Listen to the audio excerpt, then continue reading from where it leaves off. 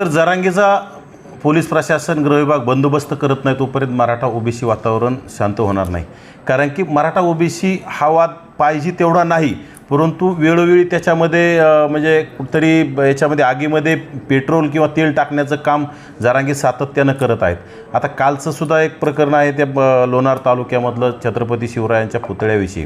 आता तो गावचा प्रश्न, छत्रपती शिवरायांच्या पुतळ्याची विटंबना असेल किंवा पुतळा बसवण्यासाठी विरोध करणं हे अतिशय निंदनीय आहे। त्याचा सर्वांनी निषेध केला पाहिजे, कारण की महापुरुषांचे पुतळे गावात असणं हे आदर्शदायी असतं आणि प्रत्येक महापुरुषाचे पुतळे, मी तर म्हणतो ज्या एखाद्या गावामध्ये एखादा समाज नसेल त्या जातीतल्या महापुरुषासुद्धा पुतळा तिथं असला पाहिजे, त्यांचा आदर्श नवीन तरुण पिढीला घेता येतो। परंतु त्या गावातल्या काही लोकांनी विरोध केला असेल, परंतु त्याच्यात वेगळंच राजकारण जरांगे पाटलाने तिथं जाऊन केलं आहे, ते अतिशय चुकीचं आहे। आणि तिथं त्यांची जी भाषा आहे की कुठंतरी आम्ही तुमच्या महापुरुषांचे पुतळे काढले तर चालतील का, आम्ही तुमचे महापुरुषांचे चौक काढून टाकले तर चालतील का, ही भाषा म्हणजे हुकुमशाही आणि दादागिरीची भाषा झाली ही अतिशय। तुम्ही तिथं पेटवायला गेले होते का विजवायला गेले होते?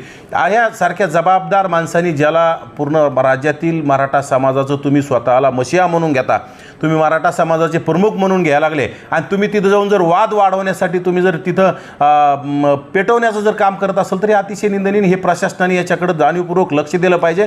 आणि खरं तर यामध्ये कुणीही त्या घटनेला पाठीशी घालत नाही, त्या छत्रपती शिवरायांच्या पुतळ्याला विरोध करणाऱ्याला कोणी पाठीशी घालणार नाही, कारण की छत्रपती शिवरायांच्या महाराष्ट्रात ह्या घटना घडल्याच नाही पाहिजे, फुले आंबेडकरांच्या महाराष्ट्रात ह्या घटना घडल्या नाही पाहिजे, ही सगळ्यांची माहिती सगळ्यांची इच्छा असताना, परंतु जरांगे फक्त स्वतःची प्रसिद्धी आणि TRP संपलेली म्हणून त्या गावात गेले आणि तिथं कुठंतरी प्रक्षोभक भाषण करून तिथं कुठेतरी वाद निर्माण करायचा। ज्याप्रमाणे बीड जिल्हा पेटवला, आता बुलढाणा जिल्हा पेटवण्याचा जरांगेचा प्रयत्न आहे। यासाठी माझी राज्याच्या गृहविभागाला, गृहमंत्र्याला कळकळीची विनंती, ह्या 5वी नापास जरांगेला तात्काळ तुम्ही अटक करा, तरच राज्य शांत राहील, जातीजातीत सलोखा निर्माण होईल।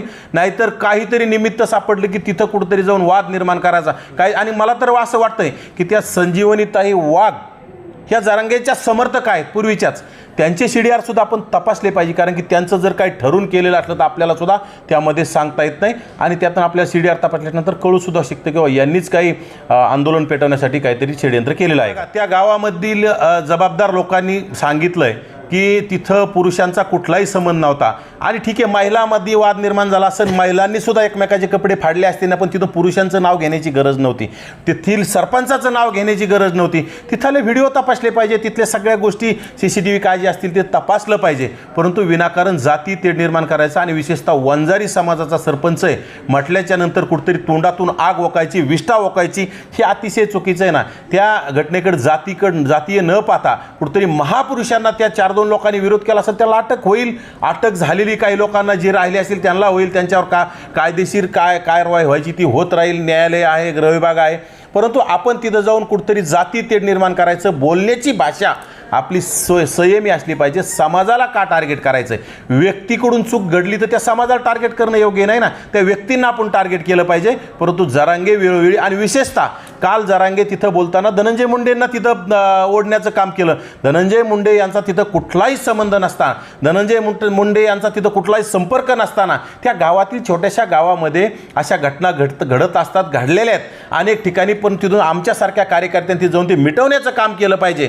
परंतु त्यामध्ये नेत्यांना वाढायचा आणि वाद निर्माण करायचा आणि कुठेतरी लाभार्थी टोळी मानायचं, कुठेतरी जातीला एकदम खालच्या पातळीचं बोलायचं, हे अतिशय चुकीचं आहे। आम्ही तुमच्या महिलांचे कपडे फाडले तर चालतील का? म्हणजे तुमच्या विचार आहेत की ओबीसींच्या महिलांचे कपडे फाडायचे तुमच्या डोक्यात आहे का?